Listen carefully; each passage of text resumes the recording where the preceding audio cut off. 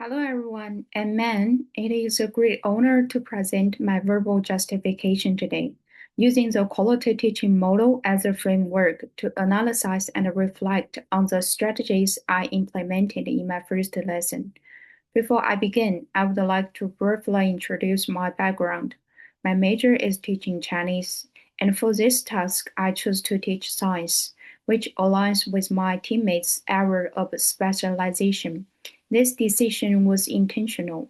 It allowed me to broaden my pedagogical perspective and to explore how effective teaching practices can be adapted across different learning areas.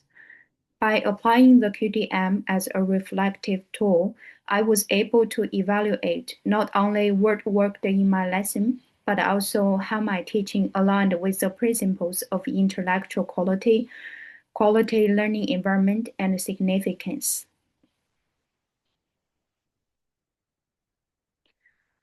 Under the first dimension in QTM, the first element I focused on was deep knowledge. Compared with the other lessons delivered by my peers, mine was a little bit easier to apply this element, even before explicit teaching. The reason for this is that we purposely set these learning intentions and success criteria at the beginning of the lesson. It was important for students to clearly understand their study directions and expected outcomes, helping them to start the class with a clear mindset. The second reason relates to our topic, food chain and food web. Considering the use of meta-language, these concepts are not abstract from a linguistic perspective. Therefore, I placed more emphasis on active-based learning, allowing students to gradually deepen their knowledge and understanding through observation and teamwork. By clarifying the learning outcomes earlier, I hope students would develop a clear understanding of what success learning looks like, thereby improving their motivations and overall learning outcomes. This approach closely aligns with the intellectual quality dimension described in A Guide to Quality Teaching in New South Wales Public School and the Classroom Practice Guide by New South Wales Department of Education. Both emphasize the importance of deep knowledge as a foundation for achieving quantity learning outcomes and setting clear learning objectives to promote deep learning and higher order thinking. And at the same time, establishing illicit learning goals is also an implication of intentional pedagogy, where teachers take purposeful approaches to meet the diverse learning needs of students. Therefore, by introducing the learning outcomes and the success criteria in the first class of my teaching, I adopt an intentional teaching approach, which was effective in building students' deep knowledge.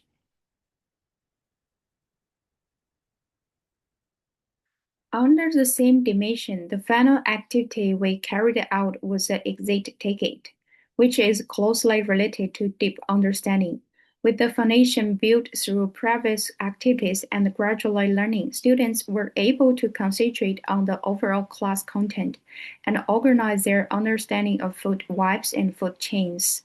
This was also an effective way to demonstrate their deep knowledge.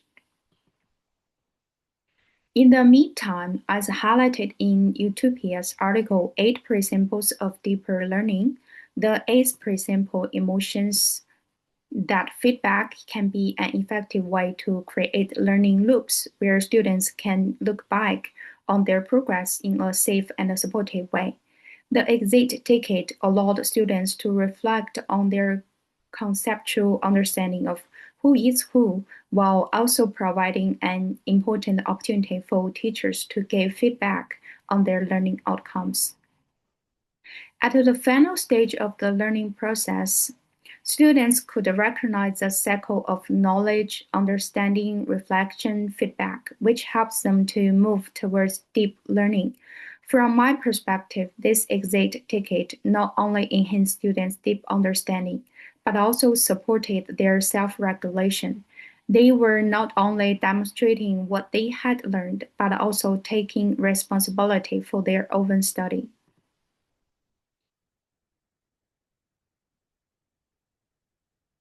The second dimension I'm going to justify is quality learning environment, focusing on the element of explicit quality criteria, which closely connects with my modeling teaching strategy. We ran three activities in our lesson. The first two activities gradually moved from the handbag game to the group ecosystem mapping. While instructing the first activity, my teammate and I made an example to do a trial play. Students had a clear example to compare with, and despite the several procedures needed to play this game, they clearly understood how to play. This point was even commended by our peers during the Q&A session after teaching. For the second activity, we provided access to online facilities so students could draw their own ecosystem. Examples were still given during the instruction, and teachers circulated during the class to provide scaffolded questions to help students understand. Constructivist theory by Vygotsky emphasizes the importance of scaffolding, and this could be shown through the modeling in our class. As Pendergast, Min, and Bohr mentioned, teachers purposefully guided students toward independent learning. Using modeling, teachers show a clear example of the quality standard for students, setting expectations for what kind of outcomes we would like them to achieve. When we model the procedures of the activity and the statements we use during the task, we are showing students a clear and detailed criteria for quality learning outcomes.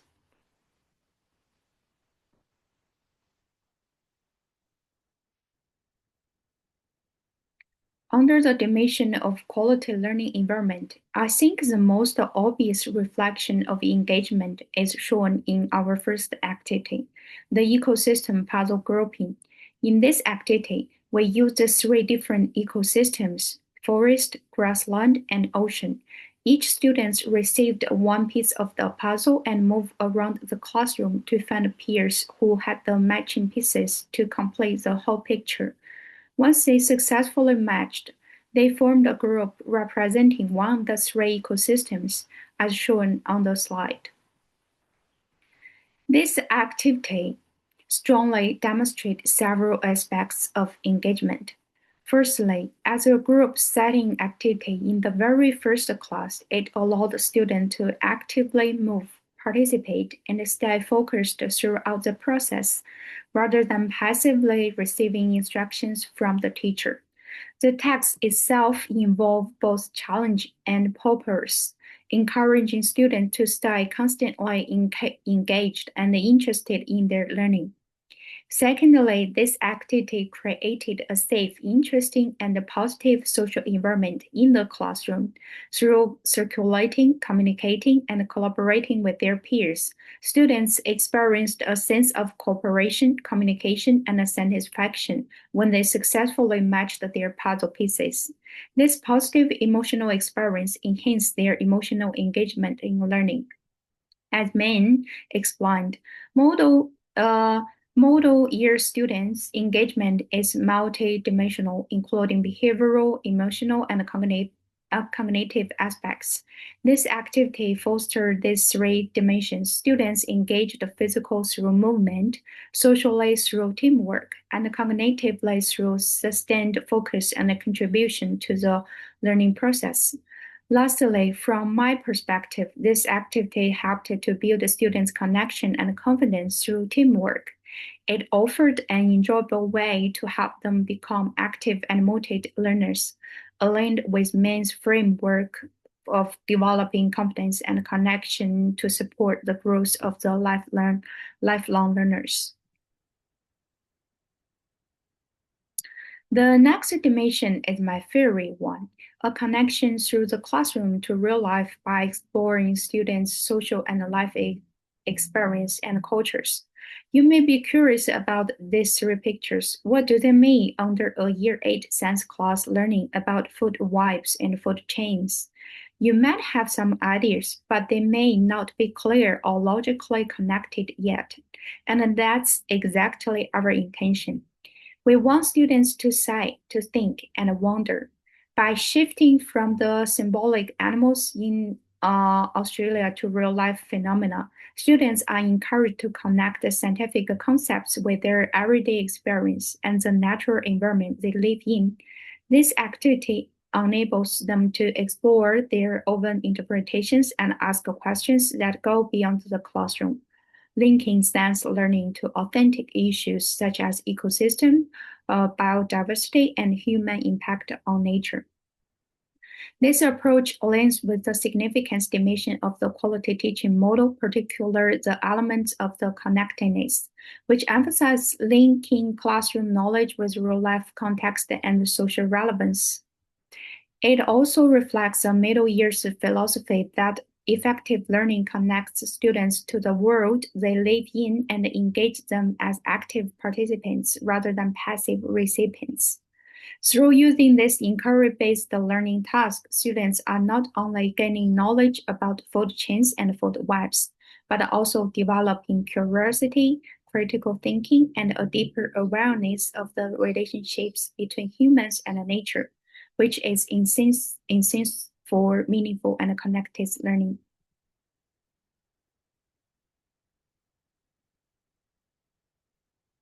The two main activities I mentioned in the previous slides, the headband game and the draw the ecosystem task, are clearly shown in the picture on the slides, which demonstrate how creative our students were. By reading the mind maps created by the students, we can see that they use arrows to tell a story, who eats who relies on who, and why these relationships exist. They continued developing these stories throughout their collaborative work with peers. Through the drawing, errors, and connections in this narrative task, students were not only learning about the relationship within the food webs and food chains, but also constructing meaningful stories. This aligns with what Maddie described as using stories in the curriculum, where stories have the power to provide a context for big ideas and deepen understanding. In our lesson, students build their own narrative ecosystem stories, use both visuals and language, which made the abstract scientific concepts more tangible and personally meaningful. This narrative learning approach helped students transform scientific concepts into storytelling and meaningful experience. It perfectly aligns with what the quality teaching model emphasizes, understanding the world through stories that foster deep and connected learning.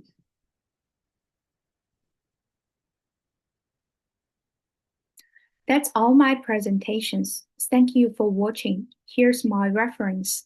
I will upload my responses from the previous module studies after this, so please have a look. Thank you again for your time and attention.